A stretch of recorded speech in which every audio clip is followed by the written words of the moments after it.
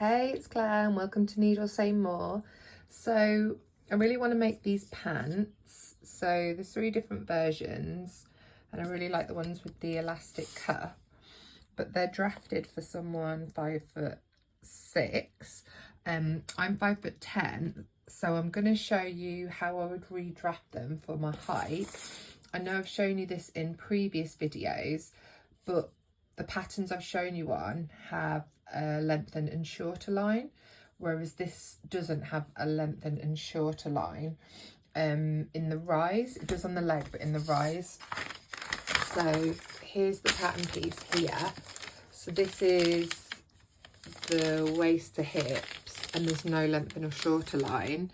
There is one further down on the leg. It says lengthen or shorter here. But for me, it's really important to add extra to the rise. So I'm going to show you how you do that if there isn't a lengthen and shorten line.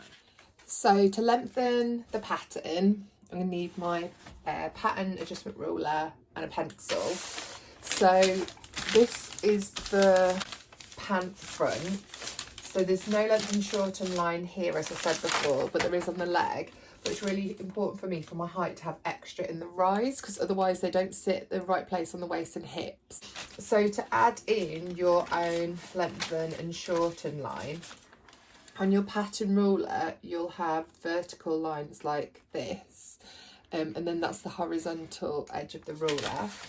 So on your grain line, which is coming down here, you want to line up one of those vertical lines on the grain line, and then about halfway through the hips draw a line like that, and draw a line like that. So we know that that is at a complete right angle to our grain line, so when we cut it across we're not going to end up where it's not sitting properly on the hips. Now it's important that we add the same amount in the same place onto the back. So what I would do, the front and back look different, because obviously everyone's different on the front and back, so there's quite a lot of difference in the pattern pieces. So to ensure that I get roughly the same place on the back, to ensure consistency, there's a little notch on the back here that lines up with the bottom of the pocket on the front. So I'm just going to put that in line,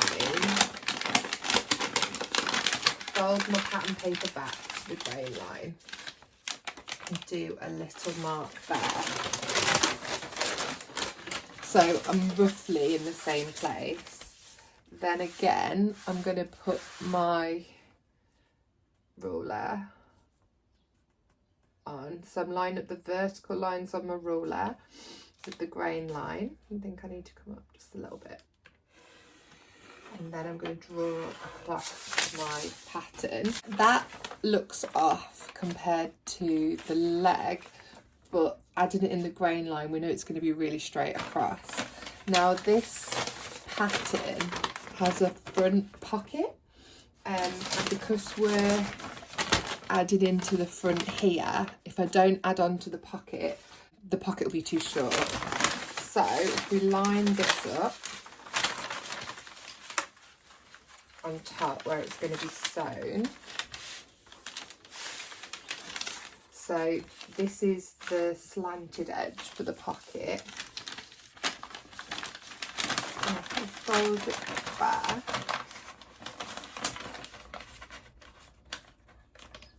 and then I'm just going to make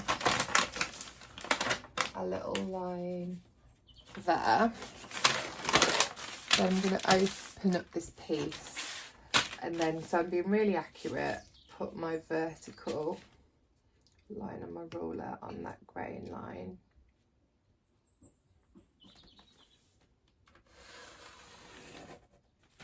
Like that. So anything that I'm adding to the front also needs to be added to the pocket, so I don't end up with a pocket that's too short later on. And this is quite a lot of fabric, so you have to put 2 of these out on the fabric, so I wouldn't want to have to recut and waste that much fabric.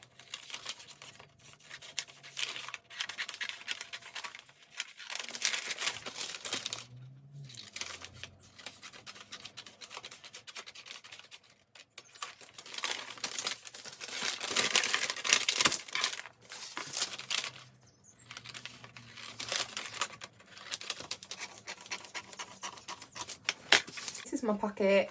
It's been cut in half along that lengthen and shorten line that we've made, and I'm going to add in 3 inches into the rise. So I've got my trusty dots and cross paper,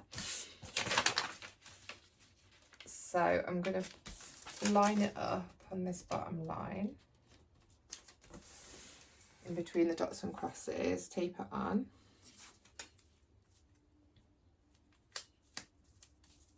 Making sure it doesn't slip as I put it on.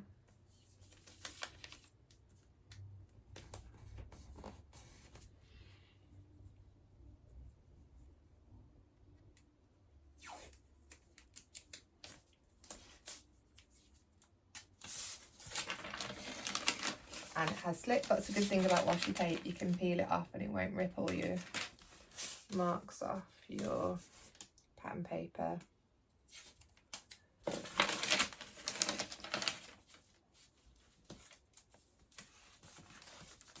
Okay, so that is stuck down. Now I'm going to extend the grain line so that I know when I put it all together it's all going to be lined up. And then I want to add in 3 inches, so 1, 2, 3.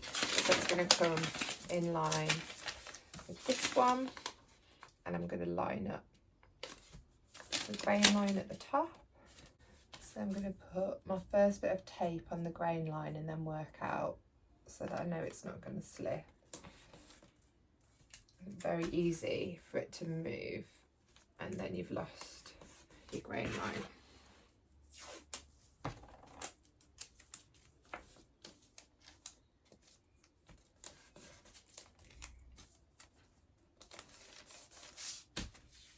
There we go, and then with the edge of the pattern, I'm just going to join the lines using a pencil and my ruler, and then on this side you can see that the pocket juts out here, but then here it's kind of curved, so I'm going to create a new line that'll snip off a bit of this corner but will join onto here, because if I cut it out that's much further over, and I'll have to mirror this when I do the front. So I know that my pocket is coming from this corner here to this one up there, so I'm going to join them together.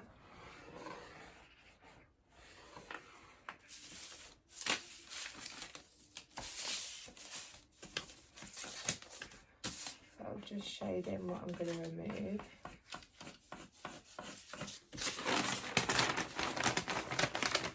So I'm going to remove a slither along here, and that isn't going to ruin the silhouette of the trousers, but otherwise if I carry on this line out here it's going to add in extra on the hips, and I don't want them to be a bigger size, I just want them to be longer in the rise. This is my pant front, and you'll remember when we did the pocket we had to alter the seam line here.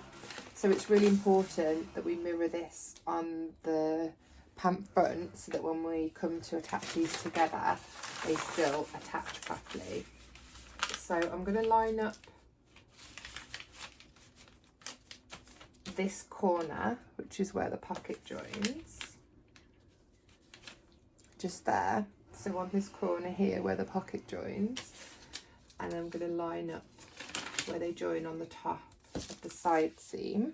I'm going to get my ruler and I'm going to draw a straight line from that side seam all the way down.